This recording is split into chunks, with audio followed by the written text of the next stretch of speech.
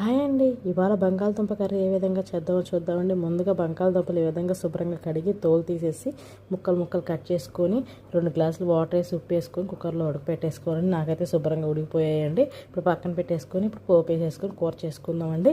ఇప్పుడైతే నేనైతే తాలింపుకి కావాల్సిన పదార్థాలు ఈ విధంగా కట్ చేసి పెట్టుకున్నానండి. ఇప్పుడు స్టవ్ పైన ప్యాన్ పెట్టేసి కొంచెం ఆయిల్ వేసేసుకొని జీలకర్ర ఆవాలు అలాగే 2 ఎండుమిర్చి అలాగే కరివేపాకు వేసుకొని కొంచెం వాడ్చుకొని కట్ చేసుకుని ఉల్లిపాయలు కూడా వేసేసుకొని బాగా వాడ్చుకున్నానండి.